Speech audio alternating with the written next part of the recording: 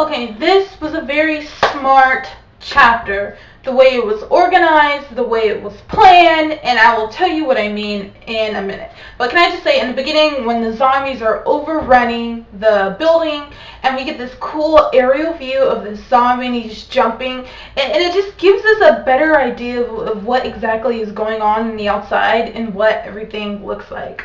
You know, whenever Iwakura showed up and he like blew that zombie's head off and he saved the guy with the glasses, I was just like, yeah, go Iwakura, it's the band. Whenever all the guys were freaking out and Yoshika comes and he's like, okay, line up in order of who doesn't want to die or whatever, it just really, it's like it builds this tension, and it's like you can feel like how dire the situation is, and everybody is like all freaking out, because that's just so Yoshika to not freak out, and him to just kind of be like, okay, time for PE class, pick a gun and let's get ready to fight. Now, the reason why I thought this was a well organized and a smart chapter is because the flashback that we're given about Kiyoharu completely emphasizes what happens at the end of the chapter. We are left with the freshness of what happened to Kiyoharu in our mind.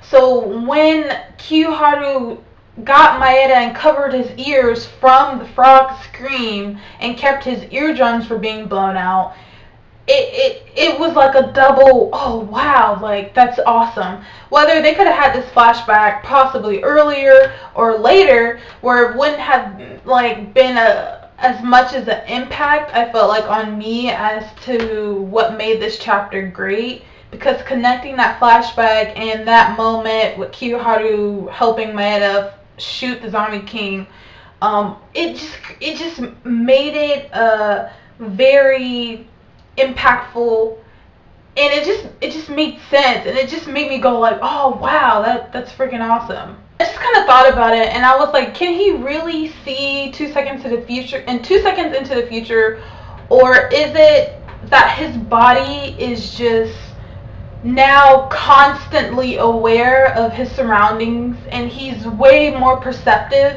because of that accident? Because, you know, he felt like if he had just noticed that car before, his parents would have lived. So what if now his body is way more perceptive and he's way more conscious of his surroundings, even though he's not consciously aware of it? And so because he saw what the guy said about, oh, it's great to be a minor, you can get away with anything, he pretty much took that and got his revenge on the guy. He met the guy years later and said, do you remember me? And he had a freaking hammer in his head. And I'm pretty sure I'm pretty sure he didn't kill the dude, but he probably beat him up really, really bad, and which is why Kiyoharu got sent to that detention facility for juveniles or whatever. But can we also conclude and agree that Kiyoharu can move on some crutches? Don't let those crutches fool you, because remember we saw that he was twisting and turning and shooting the zombies like it was nothing, and he's kind of crippled a little bit. So I'm just like, yeah, he will whoop that ass. And am I the only one that thought Kiyoharu, when he had hair, he kind of looked like Maeda a little bit? I don't know if that's supposed to mean anything. I don't know if you guys think he looks like Maeda, but come on, he kind of looked like Maeda. Does that, maybe that means something? I don't know. It could mean something, but I thought I'd just throw that out there. Now, I want to know why the Zombie King is interested in Maeda, because we saw that he was walking towards him, saying his name. And, you know, when he looked over him and Maeda was pretending to be asleep and he woke up, he fired the gun at the Zombie King's head. Now, was I the only one that thought that his head looked like it came apart to dodge most of the damage from the bullets? Not to say that he didn't get hurt, but to me it looked like his head kind of came apart, like kind of like, I don't know, like it just looked weird. Or was his head completely blown off? You know what I'm saying? But all in all, my thoughts on this was, I thought it was good.